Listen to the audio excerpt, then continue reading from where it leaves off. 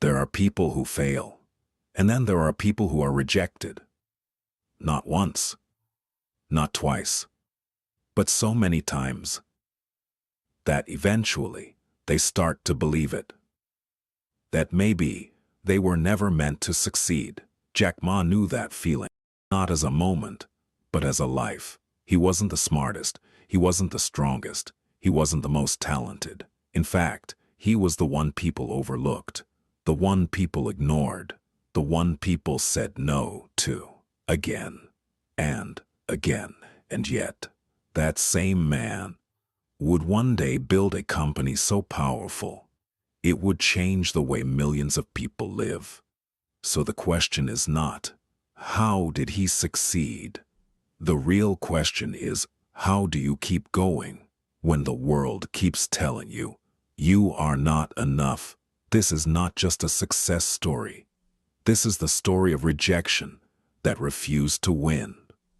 Long before the world knew his name, Jack Ma was just a boy in Hangzhou, China. A small boy, with a quiet presence. He didn't stand out.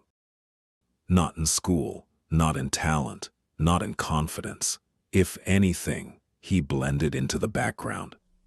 The kind of person you wouldn't expect much from. School was not easy for him, not because he didn't try, but because no matter how much he tried, it never seemed enough. He failed his primary school exams twice, failed middle school 3 times. Each failure was not just a number. It was a message, a quiet reminder that he was falling behind. And when you're young, you don't see failure as temporary. You see it as truth. You begin to believe that maybe this is who you are. As he grew older, the failures didn't stop. They followed him into every opportunity he tried to reach. He applied for university, rejected again. It wasn't just disappointing, it was exhausting to keep hoping and being told no. But nothing prepared him for what came next. Jobs, simple jobs, the kind of jobs that most people get without thinking. He applied, rejected, he applied again, rejected, over and over, until rejection stopped being surprising and started becoming normal. 30 times, 30 attempts to be accepted, 30 reminders that he wasn't wanted. He applied to the police, rejected. He applied to hotels, rejected. Then one moment that would stay with him forever. KFC. 24 people applied, 23 were accepted. He was the only one rejected, not second, not third, the only one. Imagine standing there, watching everyone else move forward while you remain behind. No explanation, no reason, just silence. Moments like that don't just hurt, they shape you. They whisper something dangerous. You are not enough. There comes a point where failure is no longer external. It becomes internal. You stop asking, why did I fail? And start asking, what's wrong with me? Jack Ma reached that point. He wasn't just facing rejection. He was carrying it. Every no, every closed door, every missed opportunity became part of his identity. He could have stopped. Most people do, not because they're weak, but because the weight becomes too heavy. Because at some point, continuing feels more painful than quitting. And yet, somewhere inside him, there was still something left, not confidence, not certainty, but something quieter, something stubborn, a refusal to fully give up. It didn't happen suddenly. There was no dramatic moment, no clear turning point, just a slow realization. If every door keeps closing, maybe you're not meant to walk through those doors. Maybe you're meant to build your own. That thought didn't make things easier, but it made things clearer. He stopped trying to fit into a system that kept rejecting him and started asking a different question. What can I create that doesn't need their approval? Then, one day, he encountered something that would change everything: the internet. At that time, it was almost unknown in China. Unfamiliar, uncertain, untrusted. But to Jack Ma, it wasn't intimidating. It was empty, full of space, full of possibility. He searched a simple word: beer. Results appeared. America, Germany, but nothing from China. That absence said more than any opportunity ever could, because where there is nothing, there is room to build.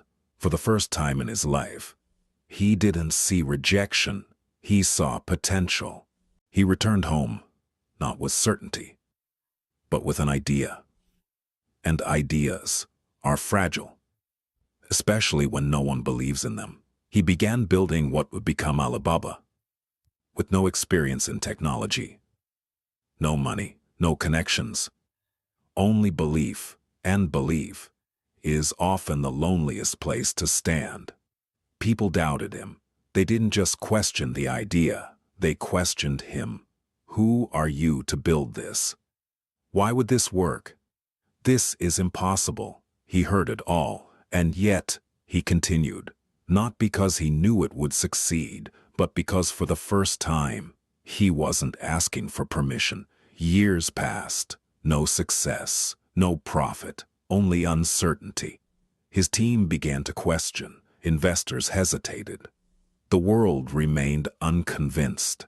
And this is where most stories end, not in failure, but in silence, in the quiet moment where people stopped trying. But Jack Ma stayed, not because it was easy, not because it made sense, but because leaving would mean accepting everything the world had told him, that he wasn't enough, and he refused to believe that anymore. Then slowly, something changed.